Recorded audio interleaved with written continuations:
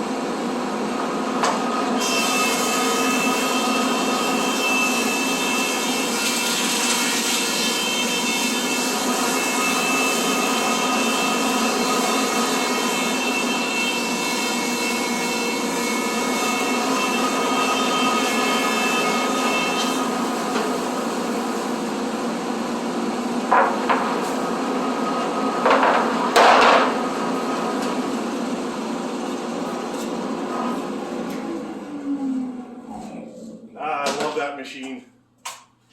Basically, I ran 4 boards through. I'll end up with 9 pieces, 12 feet long, and it took me a grand total of 5 minutes to run that through. So you can see why having something like a brute like this could make quite a difference in a shop. I just like it because it's just like, oh, it's such a wonderful machine. I love this thing.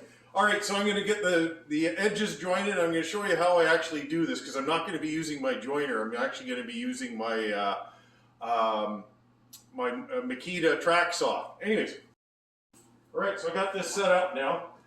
And you can see I've got the track saw set here, and it's basically at nothing here. But I'm right at the middle of the board, about a ½ inch out. But you can see my track is 9 feet long and my board is 12 feet long. So what I'm going to do is I'm going to make a cut all the way to about here, slide the rail down, and just sight it along that cut line, and then keep running it. But I want to find out my end point on the end of the board to find out how far to put this out. So all I do is just get a straight edge, and then I just move it so that I know that this part is in line with that. It just, this way I can do it in 2 passes as opposed to running a chalk line or anything like that. It's just kind of an eyeball with that. So anyways, I'll just set this for the depth.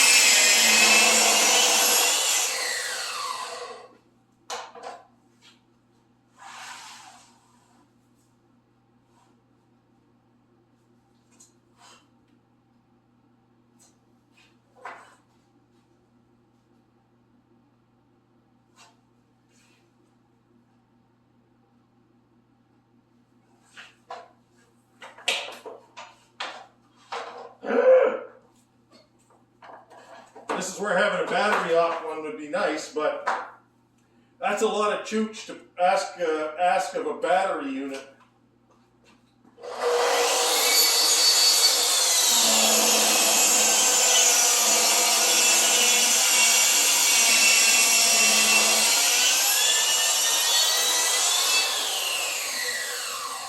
There we go. One straight board. You could do that on a joiner, but it gets pretty difficult to get that to be perfectly straight. Now I can run that on the table saw at the width I need, and away I go. Here's something to check into. I just noticed this. I've got 2 staples sticking out here, and it looks like I clipped the blades on the joiner. I think this one at least hit it anyways. Now, my planer's helical, but it still may have made a nick on the board. I can't see it on any of these ones yet, but that I hate. I think if somebody can invent a good staple that's made of plastic, you'd be a billionaire. Because man, like if you're doing production stuff, that is quite annoying right there. All right, so I'll finish the other ones. I'm going to run them on the saw, and then I'm going to run them through that molder.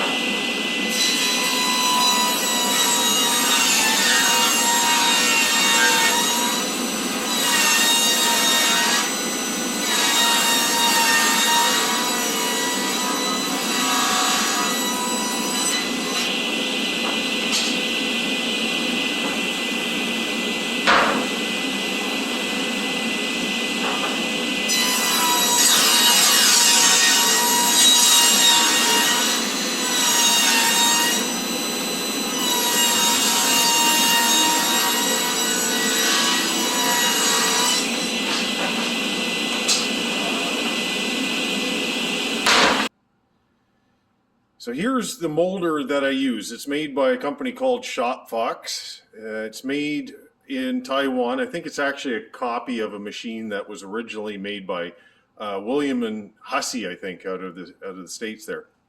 Anyways, this thing works pretty good, and I bought this because I was doing a lot of cherry crown molding. And if you've ever had to buy cherry crown molding before, if you buy it from the mill, you never know what you're going to get. It could be white or part could be red or somewhere in between. And I always needed specific color.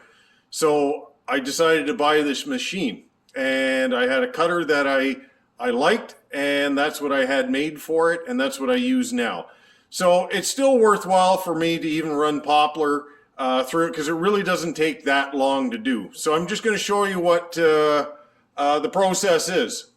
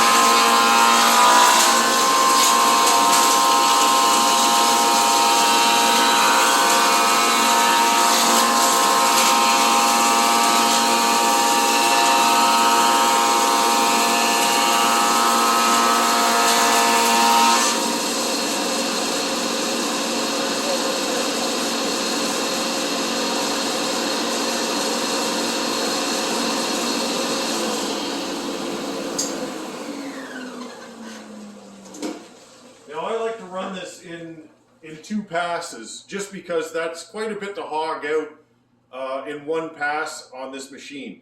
So I'm willing to run it twice through the machine to get a higher quality, because if it's less sanding for me at the end of the job, it'll far outweigh trying to run it in 1 pass. It will do it, but you're asking a lot for a profile that goes that deep.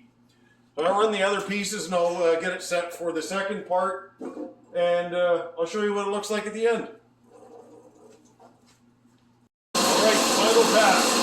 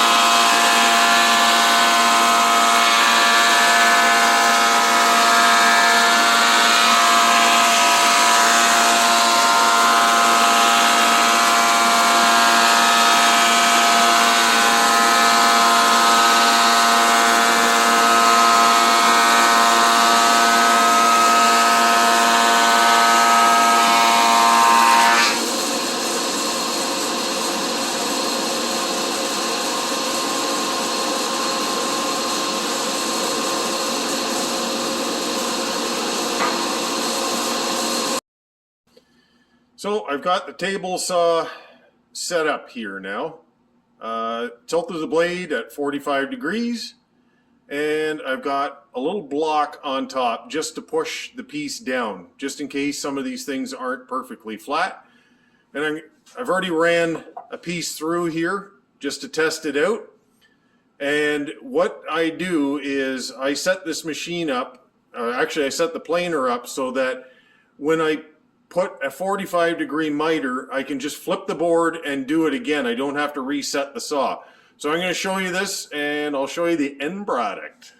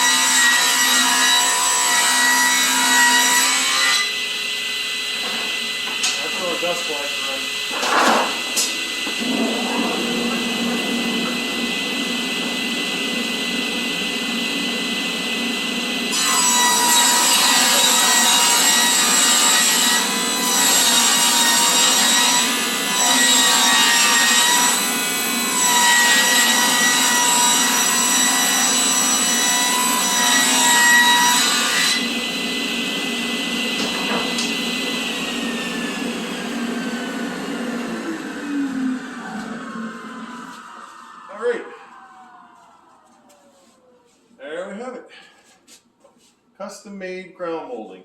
So that's going up like that. It's at 45 degrees. And when I put it up, the rise and run on this thing, if I measure it, is, that is 3 3/8 high, or 3 3/8 high this way. So that's how I know when I'm putting this thing up on a ceiling. I know how far that comes down off the ceiling, and that's how I know my projections. So anyways, all in, I'll have an hour and a quarter. I went through 36 board feet of poplar, so that's about $160. If I made, basically by the time I'm done, I've got 100 lineal feet out of that. And if I had to buy it, it would be $350 a lineal foot, so that's $350. So by the time I'm done, I made $180 for an hour and a quarter of work. So I'd say that's worth it. But the biggest thing for me is the fact that I can make any species I want. The other thing is I've made 100 square or 100 lineal feet of this, so I'm only going to use about 30 for the job I'm doing. I have 70 left over for other projects coming up. The other advantage is I don't have to put orders in, make phone calls, or go get pick up material or pay for delivery, because delivery for moldings now is $40 for a delivery, it doesn't matter if you're buying 1 foot or 1,000 foot, it's still $40. So you got to add that into your cost of, so that's one of the reasons why having a machine like that, yeah, it takes a bit of time, but at the same time, I still make some money and I have less hassles and I control the quality on this.